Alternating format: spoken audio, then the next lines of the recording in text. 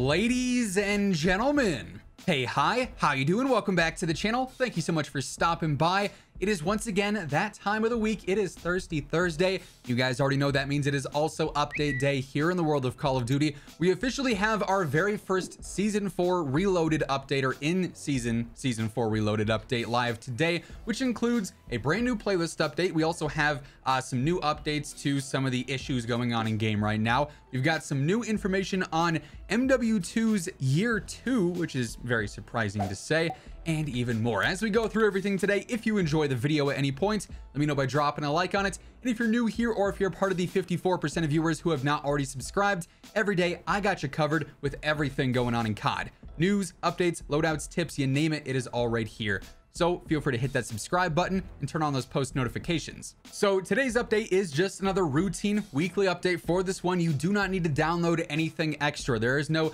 title update for this one, no downloading, copying, installing, none of that stuff. Instead, whenever you go to boot up the game after this video is out, 10 a.m. Pacific time is when the updates actually go live on Thursdays.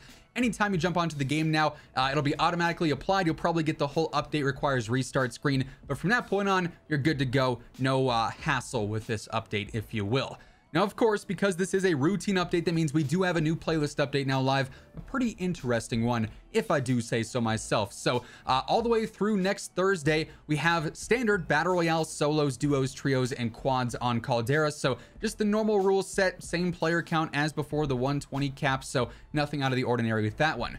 We do, however, have the debut of Champions of Caldera in the form of trios. Now, this is just like Champion of Caldera solos that we had not too long ago, where essentially you drop in with your loadout equipped right away. The zone is constantly moving in from the start of the match, so it's very fast paced. You're always on the move, and it's definitely a very fun twist to normal battle royale gameplay. Like I said, it's available for trios, so it should be very interesting to see how that plays. And also, important thing to note here, the player count for this should be 152 or 150, whatever it evens out with for trios. That's what Raven told us in our call with them prior to Season 4 Reloaded, so it should be a little bit of extra chaos in the mix as well. Hopefully, the servers can handle that and we don't see a reduction back down to 120. We're gonna have to wait and see, but yeah, that should be a little bit more players on that mode specifically. Then jumping over to Rebirth Island, we see the continuation of Rebirth of the Dead quad. So of course, this is the Zombie Royale mode on Rebirth. Very, very fun mode. Also, because it's an LTM, it seems like the SBMM is kind of reduced a little bit. It seems like that's always the case with different limited time modes. They're not nearly as sweaty in some cases. So if you're looking to have maybe a little bit more relaxed, but still have fun and, you know, go for kills with zombies and players in the mix, Rebirth of the Dead is definitely the mode to try out. And it's also the last week for that. Come next week, come next Thursday, Rebirth of the Dead will be replaced with the new Iron Trials, or Titanium Trials, as it's also known. On top of that, we also have Resurgence, solos, duos, trios, and quads in there as well. So all the standard stuff there. And then finally, for Fortune's Keep, we have just Resurgence quads available. So the lone mode on Fortune's Keep for this week, but a little bit of something for everyone. Quite a bit of diversity with the modes this week. Now, real quick, before we move on to all the other weird things that we get to break down today, just want to remind you guys that all weekend long for Call of Duty Champs, my Gamer Advantage discount code WhosImmortal is boosted to get you 20% off your entire order. The biggest possible discount for any of the frames on the site. This applies to all frames, prescription or regular lenses. And on top of that, if 100 Thieves win COD Champs, everyone who uses my code this weekend gets an extra $50 gift card in their order, which is super exciting. So we're all Thieves fans in this house until either they're eliminated or they win COD Champs, right? So yeah, if you want to take advantage of that increased discount, link will be down in the description below.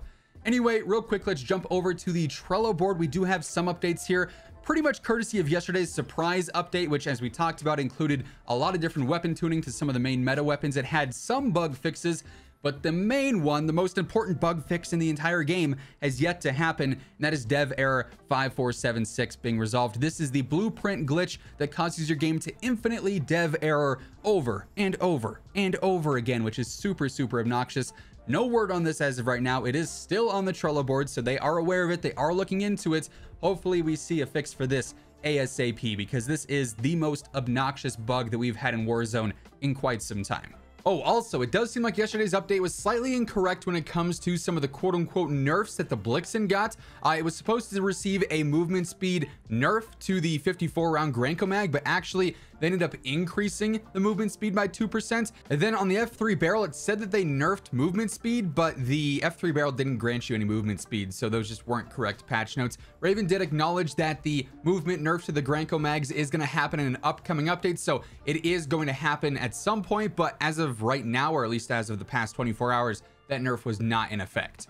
Now, moving on to some MW2 news. Of course, we've been talking about everything that surfaced when it comes to this game, but just this week, we got some very interesting information on what could potentially be happening in year 2 of Modern Warfare 2. As we've heard for several months now, there's not going to be a premium new Call of Duty title in 2023. Treyarch's next game is going to be 2024, so presumably MW2 is going to be a 2-year title. It'll go for all of this year, and then it'll go through next year as well, where next fall there's not going to be a premium title dropping. That's what we've heard up until this point. However, in the latest quarterly release for Activision, they stated this: across the Call of Duty ecosystem, the teams are well positioned to support these launches with substantial live operations while also continuing development of new premium content planned for 2023 and beyond. Now, this wouldn't be out of the ordinary if there was a new game dropping in 2023, but we know we've been told otherwise. We've heard otherwise,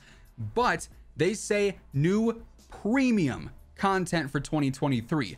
Call of Duty and Activision use the word premium to describe their pay-to-play titles, their main multiplayer titles. So this press conference, this press release essentially confirms that we're going to have some kind of pay-to-play Call of Duty experience dropping in 2023.